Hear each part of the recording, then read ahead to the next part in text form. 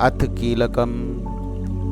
ओम चंडिका देवी को नमस्कार है। मार्कंडे जी कहते हैं, विशुद्ध ज्ञान ही जिसका शरीर है, तीनों वेद ही जिसके 3 दिव्य नेत्र हैं, जो कल्याण प्राप्ति के हेतु हैं, तथा अपने मस्तक पर अर्धचंद्र का मुकुट धारण करते हैं, उन भगवान शिव को नमस्कार है।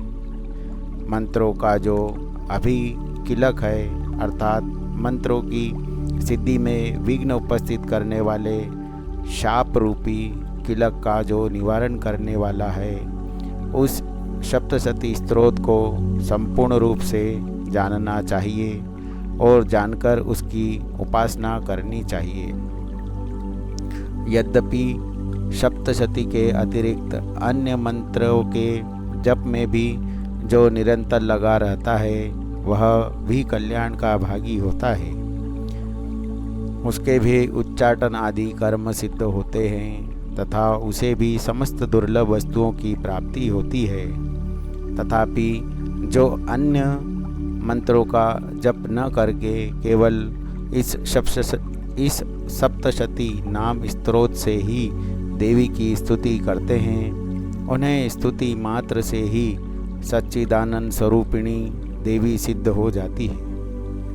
उन्हें अपने कार्य की सिद्धि के लिए मंत्र, औषधि तथा अन्य किसी साधन के उपयोग की आवश्यकता नहीं रहती। बिना जप के ही उनके उच्चाटन आदि समस्त अभिचारिक कर्म सिद्ध हो जाते हैं।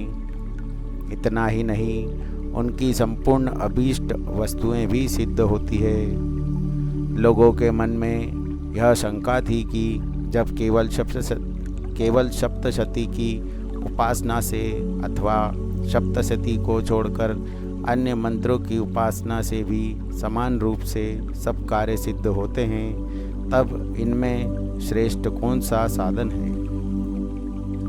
लोगों की इस शंका को सामने रखकर भगवान शंकर ने अपने पास आए हुए जिज्ञासुओं को समझाया कि यह सप्तशती नामक संपूर्ण स्तोत्र ही सर्वश्रेष्ठ एवं कल्याणमय है। तदंतर भगवती चंडिका के सप्तशती नामक स्तोत्र को महादेव जी ने गुप्त कर दिया। सप्तशती के पाठ से जो पुण्य प्राप्त होता है, उसकी कभी समाप्ति नहीं होती, किंतु अन्य मंत्रों के जपजन्य पुण्य की समाप्ति होती है।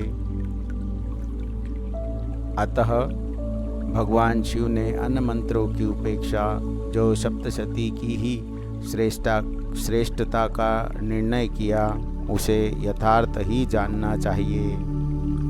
अन्य मंत्रों का जप करने वाला पुरुष भी यदि सप्तशती के स्तोत्र और जप का अनुष्ठान कर ले, तो वह भी पूर्ण रूप से ही कल्याण का भागी होता है। इसमें तनिक भी संदेह नहीं है। जो साधक कृष्ण पक्ष की चतुर्दशी और अष्टमी को एकाग्र चित्त होकर भगवती की सेवा में अपना सर्वस्व समर्पित कर देता है और फिर उसे प्रसाद रूप से ग्रहण करता है, उस पर भगवती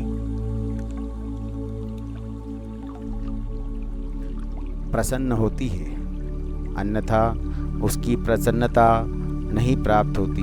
इस प्रकार सिद्धि के प्रतिबंधक रूप कील के द्वारा महादेव जी ने इस स्तोत्र को किलित कर रखा है, जो पूर्वोक्त रीति से निष्किलन करके इस सप्तशती स्तोत्र का प्रतिदिन स्पष्ट उच्चारण पूर्वक पाठ करता है, वह मनुष्य सिद्ध हो जाता है।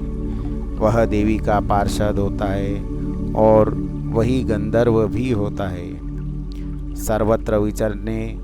सर्वत्र विचरते रहने पर भी इस संसार में उसे कहीं भी भय नहीं होता। वह अपमृत्यु के वश में नहीं पड़ता तथा देह त्यागने के अनंतर मोक्ष प्राप्त कर लेता है। अतः कीलन को जानकर उसका परिहार करके ही सप्तशती का पाठ आरंभ करें। जो ऐसा नहीं करता, उसका नाश हो जाता है।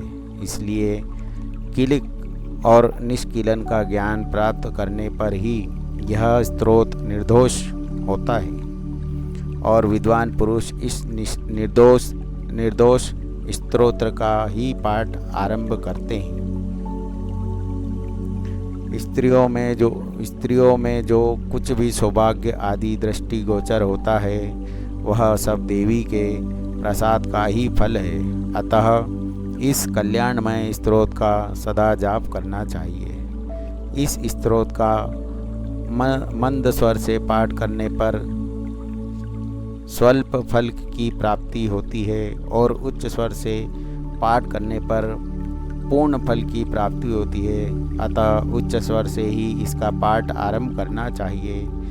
जिनके प्रसाद से ऐश्वर्य, सौभाग्य, आरोग्य, संपत्ति, शत्रुनाश तथा परम मोक्ष की भी सिद्धि होती है, उन कल्याणमयी जगदम्बा की स्तुति मनुष्य क्यों नहीं करते।